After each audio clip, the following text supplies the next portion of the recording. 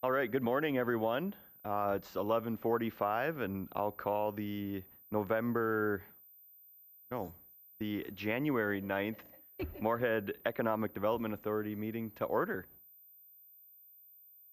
Amy, do we want to take a roll call? Yes, Mr. Chair. Members present today include Karoon, Koda, Leeser, Sobolink, Soline, and White. So 6 members present today. All right, thank you. Are there any amendments to the agenda? None at this time. We'll move to approval of the November 7th meeting minutes. Mr. Chair, I'll move to approve. I'll second it. A first and a second. Any conversation? All right, all in favor signify by saying aye. Aye. Aye. Opposed, same sign. Motion carries. Are there any citizens to address the board today? All right, moving to item 5, commissioner reports. Sherry, do you want to do yours at this time?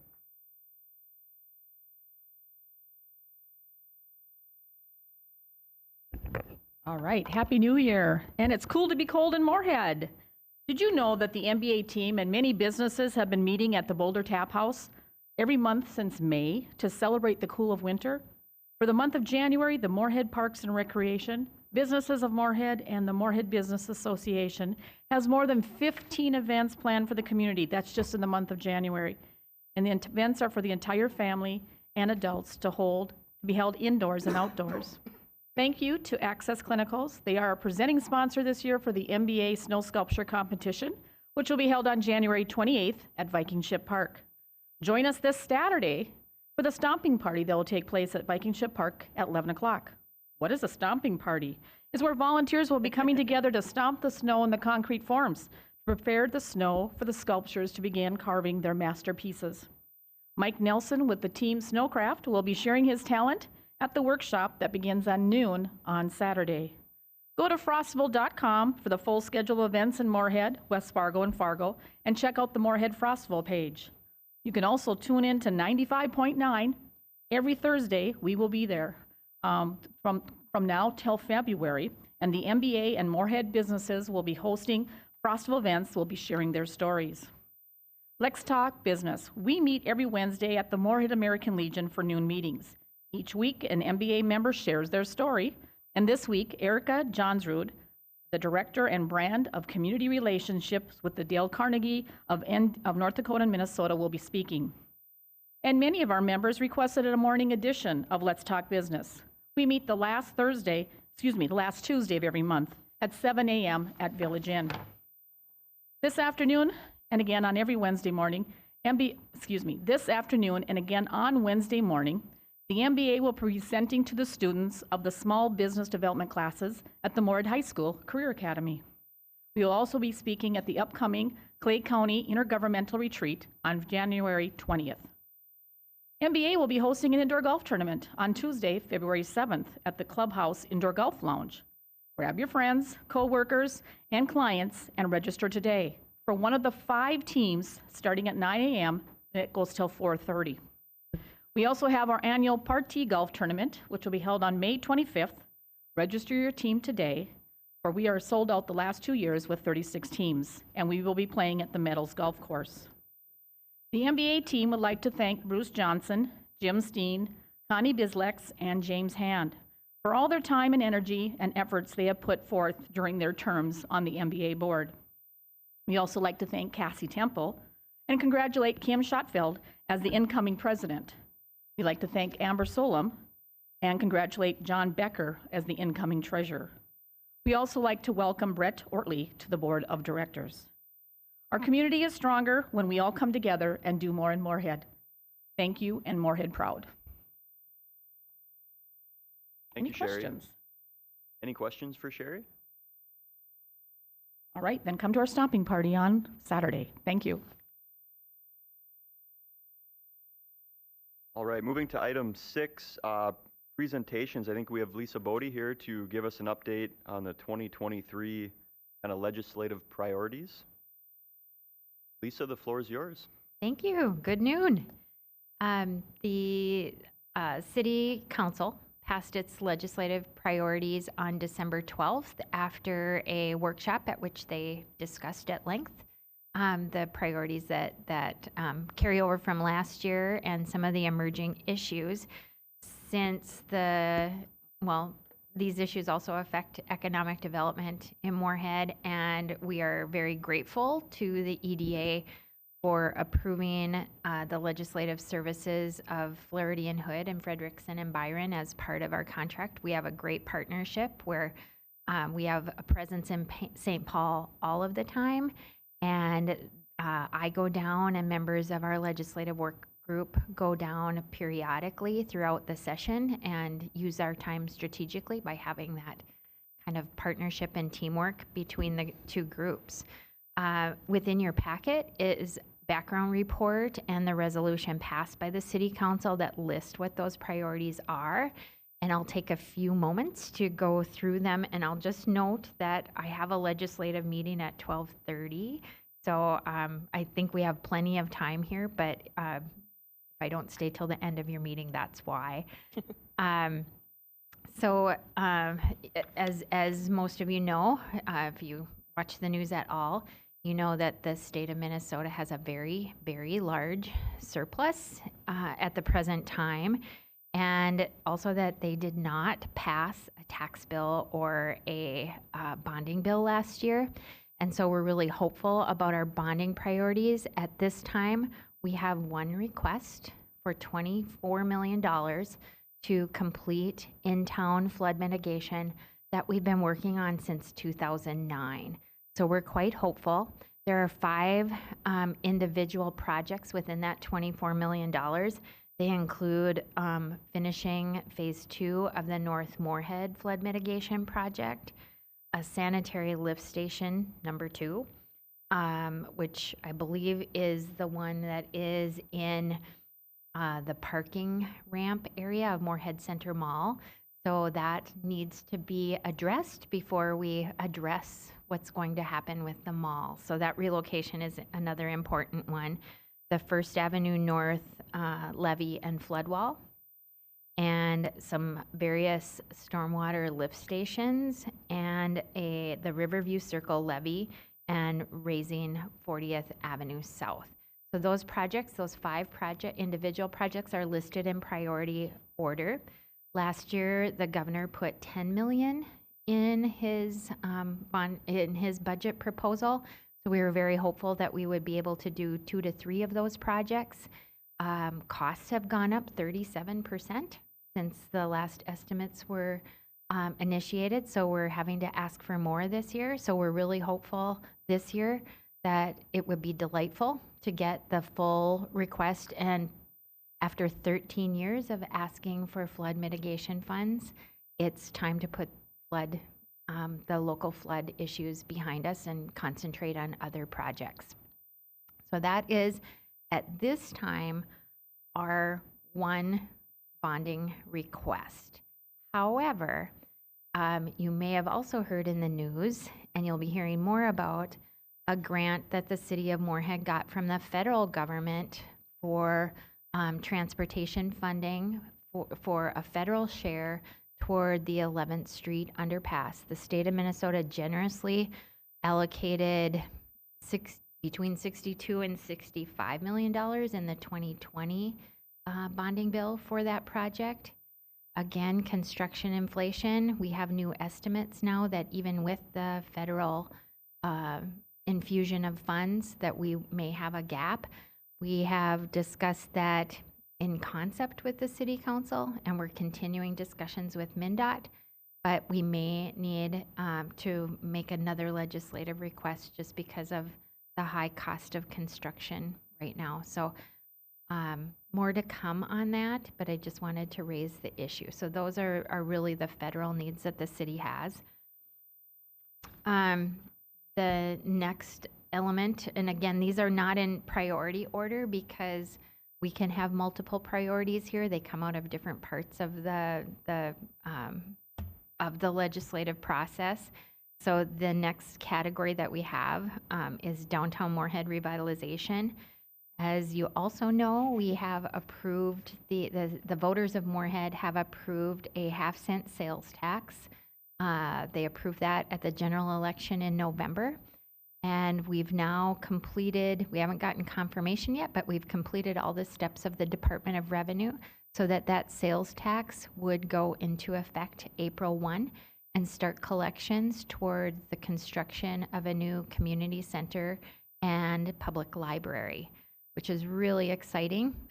Again, last year, we requested an extension of the term of collection for the sales tax from 22 years to 30 years.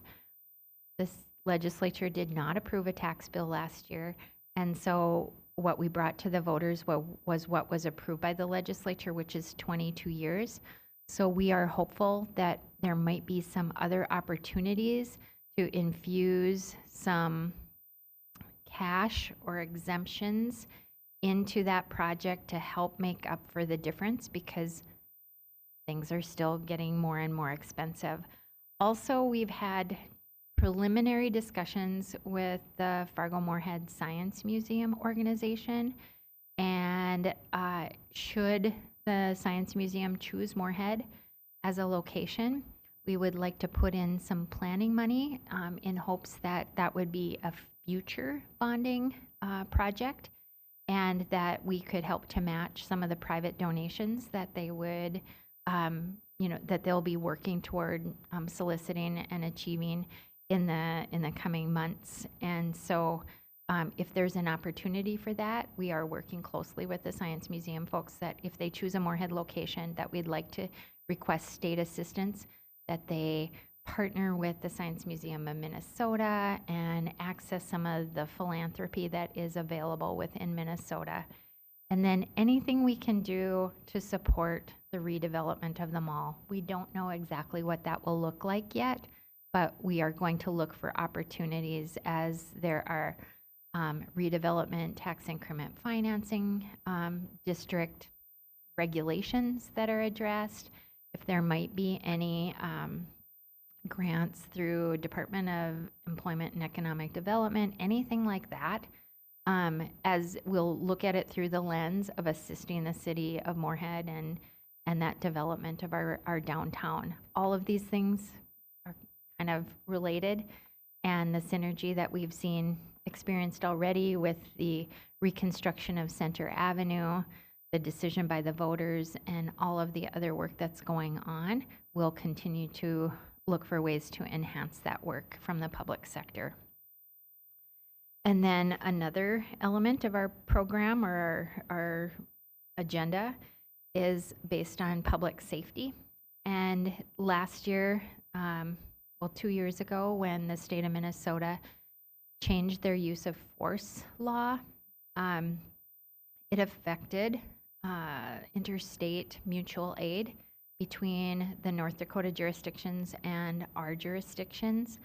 And it put a lot of pressure on our police department, and the courts ended up making some changes that helped us restore that partnership without getting into too much detail. But we're going to be monitoring closely the effect of any changes in public safety law. We also have a workforce issue statewide with law enforcement. The statistics are astounding.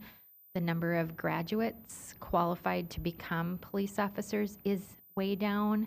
The number of sworn police officers that are eligible for retirement is way up. And we have an issue in Moorhead. We have an issue statewide. And so we'll be looking at short and long-term solutions to help with that problem, because it is a problem. We can shorten hours of bus routes and do things like that, but we need our police on the street. So it's an essential public service, and so we'll be looking for opportunities to work with others to try to address that challenge. And then on the monitoring end of things, the EDA is aware that we have incentives special for cities at the border city enterprise zone, and the disparity reduction credit that help us provide essential services, but keep our property taxes at an affordable level for commercial businesses in Moorhead. And also the enterprise zone provides us workers' compensation credits and other incentives for new and expanding businesses. We have successfully over the last few years gotten sustainable appropriations as part of the state's general budget. So we don't have to sing for our supper every time that fund gets depleted. And so we're really just, in that regard, trying to work with the 1/3 of the legislature that doesn't know, that is brand new and doesn't necessarily know about our programs, make sure that we're prepared to answer any questions that they may have and educate them on why that's important at the border as people make decisions and ask questions. We need to be prepared to answer them.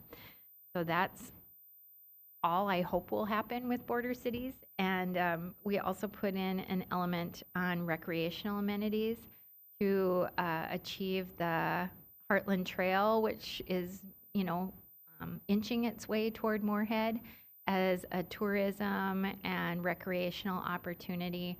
And we've been pretty successful too at achieving in-town bike trail replacement and expansions too, to connect with Fargo and to connect statewide and make that an amenity that our residents and visitors can really enjoy. And the remainder of elements, the city is a member of the Coalition of Greater Minnesota Cities, and we're a member of the League of Minnesota Cities. And there's other really important initiatives that those organizations advocate for on our behalf so that we can be more strategic and focused on on those elements that we do need that are really special and unique to Moorhead. So things like local government aid that provides almost a third of Moorhead's general fund budget. We have strong partners that work with us, and we're dues paying members of those organizations. So that's in a nutshell what we plan to work on now. The legislative session started last Tuesday, and it concludes mid-May if they stay within their boundaries, but sometimes they have special sessions after that. So we'll have a few trips to St. Paul with our legislative work group. Councilmember Karoun is part of that group. We have 2 new legislators this year that represent Moorhead. We have returning member Representative Heather Keeler, and we have new Senator Rob Kupek. And we also have Representative Jim Joy, who was formerly the mayor of Hawley. And his, with the redistricting that happened this past year, Representative Joy has the north part of Moorhead, north of, I think, 15th Avenue North. So it's wonderful to have 2 representatives that have an interest and a desire to really advocate for Moorhead and Clay County. So I will answer any questions that you may have, or we'll let you move on with your meeting. Thank you very much, Lisa. Any questions for Lisa this morning, this afternoon?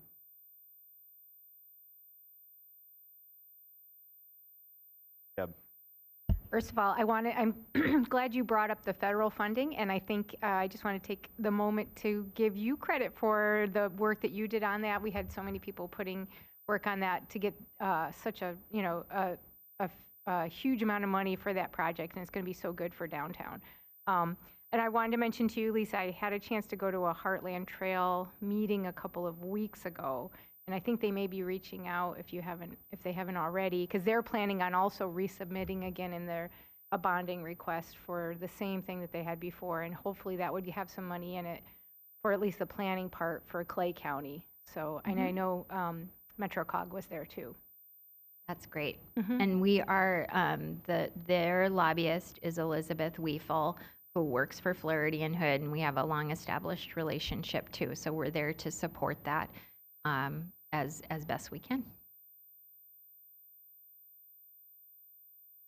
Derek? Maybe just add to, and Lisa does a great job with her team of this, following the sessions and all the different moving parts with it as well. You know, as a nonprofit in downtown Moorhead Inc., Moorhead Business Association, the Chamber, and others, you know, we're constantly working with Lisa on just what we're hearing from businesses and the concerns that they have, and have that flexibility to be able to kind of react as things happen too, as we know things move quickly in session, and making sure that we have the Moorhead's best interests at hand too. So there's a lot that could happen with this session with the surplus that's out there. So we'll definitely be tracking and working together to make sure that Moorhead gets the most out of it as well. So thank you, Lisa. We create what we call a dashboard that has a list of all the bills that get introduced with a hyperlink so that you can follow the progress of each of them when we have hearings, when there's actions, when it passes from one committee to the next. And as we update that periodically, it's not on a specific schedule, but as we update that, we'll make sure that you get that information so that you can follow along. And we may request letters of support at certain times and things from you too. So, and anytime I'm free and you're having a meeting, I'd be happy to come back and give you updates. Well, thank you, Lisa. My pleasure. Thank you. All right, moving on to business items. We have a couple items here. One is related to the Emery Apartments, and that's an action item for us. I think Amy's going to set this one up and kind of overview what is happening here. Go ahead, Amy. Thank you. As you all may recall, and as you look in your packet under page 9, in 2020, this board approved a TIF to be established for the Emery Apartment Project. That TIF is called the 8th Street Redevelopment Housing Project, of which one of the main piece to that was Emery Apartments, which is an affordable housing TIF district.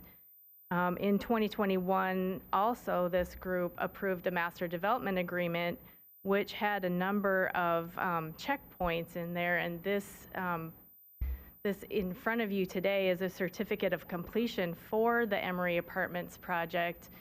And that this is just one of those checkpoints that the city has and that the EDA has to make sure that they are doing what the developer is doing what they promise, and they are.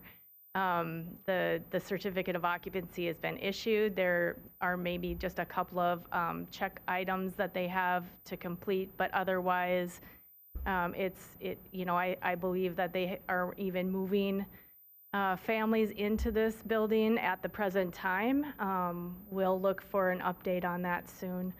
But today in front of you is just approval of the signatures of that certificate of completion so that we can check that off. It's just a little housekeeping that we need to complete. Amy?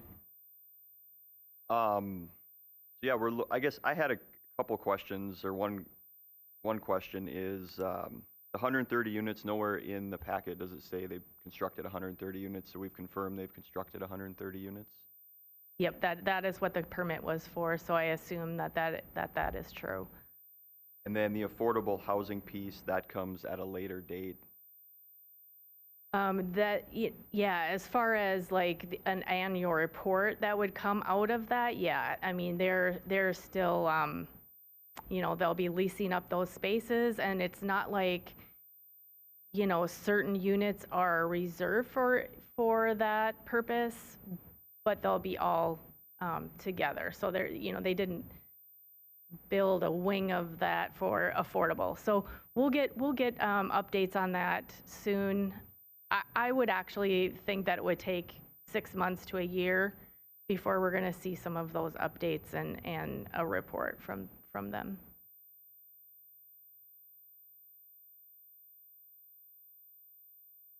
So with that, we're looking for a motion to approve the certificate of completion for the Emery Apartments complex in South Moorhead. I'll move to approve the certificate. Second. First and a second. Any other questions?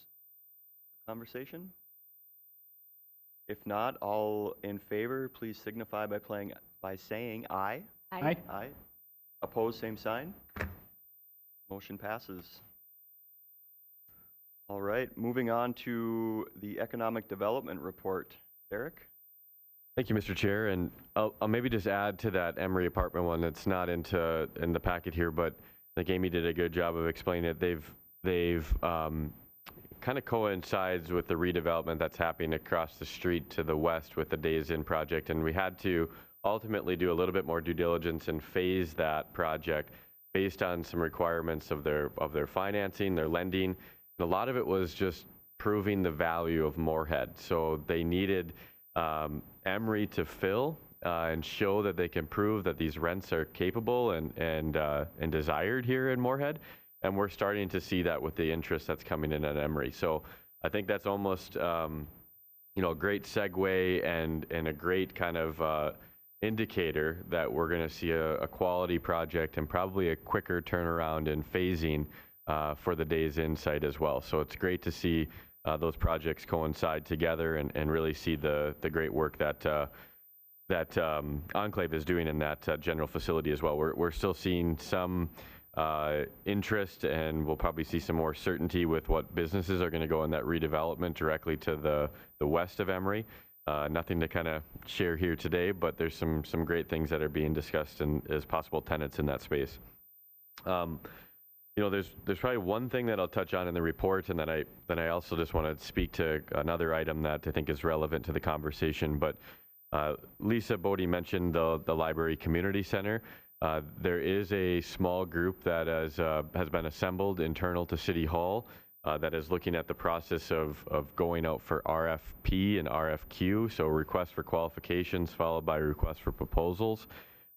We hope that will go out in early February. There's a meeting at the end of this week to kind of lay into some more details of that process, but we're getting inquiries and contacts from all across the nation that are interested in being a part of that design and the ultimate rebuild and build of our downtown kind of project as well. So great synergies there too, and I think we'll get a quality group that will have local ties, but also some very much national expertise in how these buildings are designed.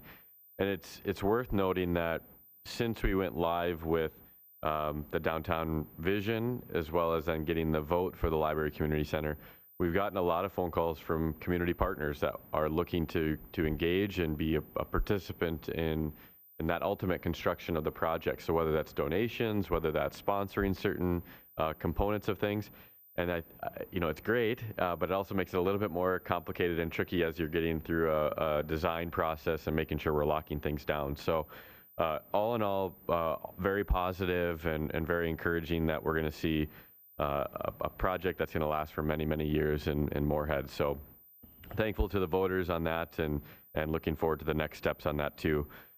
We will probably have some engagement during that process as well. Once the architecture firm is selected, I would expect we'll have some type of public engagement as far as locking down some of those details. The Historical Society here is actually going to be doing an exhibit on downtown over, a change over the last 150 years. And they're willing to kind of look at some free access to the public to certain exhibits that can help with that public engagement as well. So very grateful to that partnership as well. One thing that is not in the report, but I felt was worth sharing to the board here was just some of the media articles that have been out here over the last couple months, specifically to some of those that are seeking alternate locations or having to be relocated. I know there's, sometimes a tough way of reading those media stories. We obviously took those to heart and how we look at our process and how we can improve our process. I will say, in some of the cases, we're seeing, impacts, whether that's non-city related, but just a end in a lease that's a business or an organization has with their landlord. We are looking to kind of formalize a process and a partnership with our real estate professional group. So we have Property Resource Group on contract to represent us in the Makara Industrial Park. We are actually expanding those services to go citywide. It doesn't guarantee that they get a job or they're going to get the commission with a find of a relocation. But what we're looking to do is actually capturing the most current and active real estate portfolio in Moorhead at the time of when we hear of these needs for a change in a business's location. So we hear of X business location trying to find a new location. We will then be able to follow up with an email, an attached PDF, and active listing from PRG, because they are the commercial brokers. We are not commercial brokers, which is a very big distinction there. But we'll get them the most active report with the most current incentives that Moorhead has to offer, and then continue to build on that partnership to find them a space in Moorhead if they so choose to do that. So again, we were doing a lot of this, but a lot of it was just via phone. We didn't have a very solid way to be able to ensure that we're getting that real estate active listings to the individual. A lot of it was being passed along to professionals in the industry that we hope they would have conversations with. This just formalizes it a little bit more, and we have the most up-to-date information for those individuals to make a decision for what's best for them. So I thought it was worth sharing to the group. Again, a lot of behind-the-scenes work that we've been doing and thinking very heavily when we see some of the media articles that went out, and certainly want to improve our process. With that, be happy to answer any questions the board may have. Derek? Deb has a question. Thank you. Thanks. And I'm sure I'm not the only one who's been hearing, besides from the news, hearing from a lot of people. And I do really appreciate you addressing it, because I know how much work you and Amy put into reaching out to our local businesses and making sure that, that they feel supported. And I think just as we go into this transition, we know that there's big things coming that are going to be great, but it also creates some difficulties for some of the folks that currently have businesses here, and we want to make that as smooth as possible. So I think, and if there's anything that we can do as a EDA or the council to help support that, I think we should. The other thing that I'm sure you're aware of that we've been hearing more about is just for folks that are currently tenants in the mall, and that transition of how do we make sure that, we know that there's going to be really big changes and eventually things will get torn down, but in the meantime, for the folks that have their businesses there, this is a little bit out of our hands, but making sure that the mall still is up and running, looks attractive for people to, keep the foot traffic. And so I don't know what the best way to go about that, but just to have those conversations with the partners involved, to say, we really want to make sure that we keep everything looking good and, attractive, so that we don't do anything that might harm some of the businesses that are currently there.